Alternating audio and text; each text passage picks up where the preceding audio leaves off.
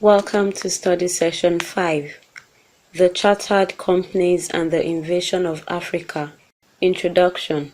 In this session, you will learn about the roles played by chartered companies in the European acquisition of territories in Africa.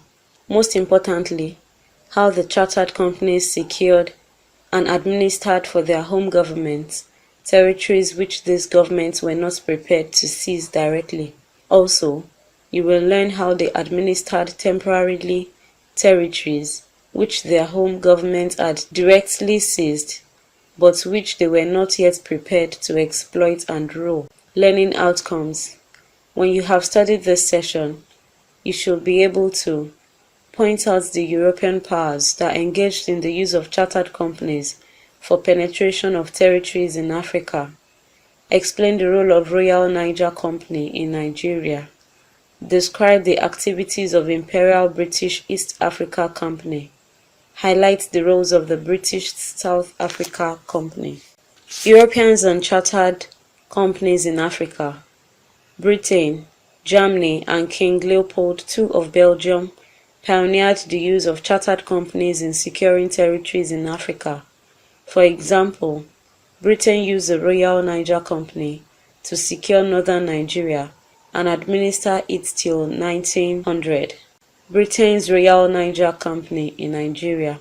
The Royal Niger Company was an offshoot of the United African Company formed by George Dashwood Tubman Goldie, later Sir George Goldie, from the amalgamation of 4 British companies operating on the lower Niger and Benue River areas of the present-day Nigeria in 1879. In order to secure a monopoly of trade in the lower Niger Valley, Goldie decided that the company should acquire political power. Thus, he rechristened the company National African Company and proceeded on the eve of the Berlin Conference to obtain treaties from African rulers on that lower Niger. These treaties purported to have conferred sovereign powers in those African territories on the company. On the basis of the treaties, Britain was able to secure the lower Niger Valley and its adjoining territories. Faced with the problem of effective control at a time when the British government was least prepared to undertake such venture, the latter granted the National African Company a royal charter which conferred political rights on it. The company changed its name to the Royal Niger Company and immediately proceeded to establish its administrative headquarters at Asaba. It set up a constabulary force, a high court, and several agents to man its trading ports. It regarded people outside the company's area as foreigners and imposed high tariff on their traders. By doing this, it was able to establish effective control of its area. The company was also able to demonstrate effective military control. For instance, in 1897, its forces fought and defeated Bida and Ilorin and thereby began the process of the conquest of northern Nigeria. However, as a result of French challenge, its charter was abrogated in 1900 and its area of operation was taken over by the British government.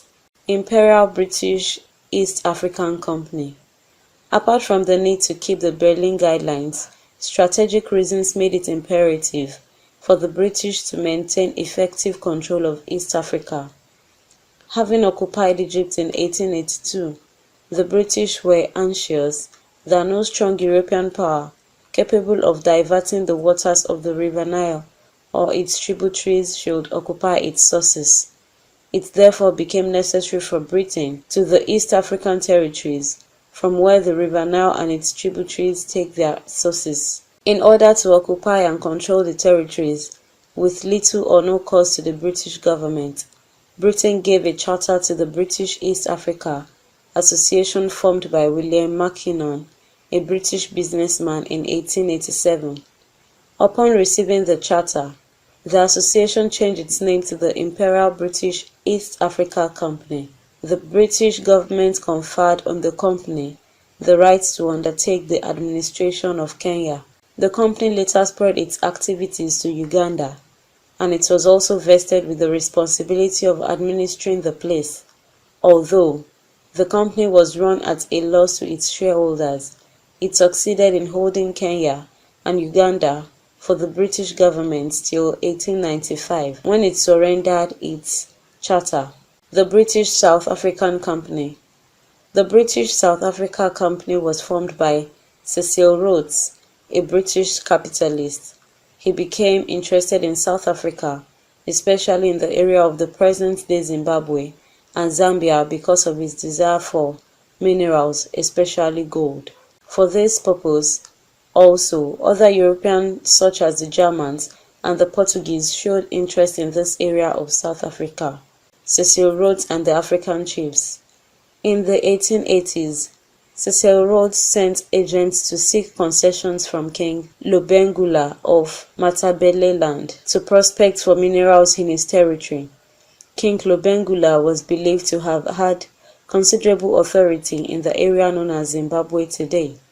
He was able to secure a concession which he used not only to lay claim to all minerals, but also to political authority in King Lobengula's territory. As soon as he secured the concessions, Cecil Rhodes amalgamated his company with other rival companies and applied for a charter along the lines of the Royal Niger Company. In 1889, the British government gave a charter to the company. It was the name of the British South African Company. It was vested with the right to administer the present-day Zimbabwe, with power to determine the political, economic, social life of the indigenes of the land. As soon as it received its charter, the company went into action. The company organized a military force and occupied Mashonaland. It fought and defeated the Matabele. It warded off all foreign competitors and established effective control in Zimbabwe. While consolidating the British hold in Zimbabwe, the company also turned its attention northwards to the region of the present-day Zambia. By 1891, it had secured the region as part of its area of authority. The company controlled Zimbabwe until 1923 and Zambia until 1924, when British took over direct administration of these territories. Each of the above-mentioned companies administered its area of operation and maintains commercial and military control at no cost to the British government.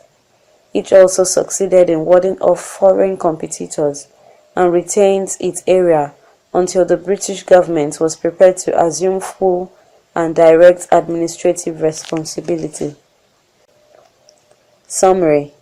In this study session, you have learned that at the end of the Berlin Conference, not all European powers were able to take effective commercial, military and administrative control of all their spheres of influence in Africa.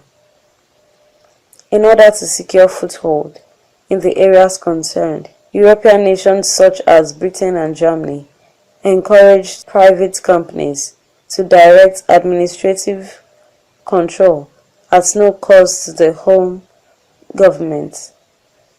The companies were granted charter which conferred on them sovereign rights. The companies organized military forces and either defeated local African chiefs or took over their territories by means of treaties. The companies imposed high tariffs in their areas of operations against traders from other European countries and succeeded, contrary to the Berlin Act. End of study session 5. Thanks for listening.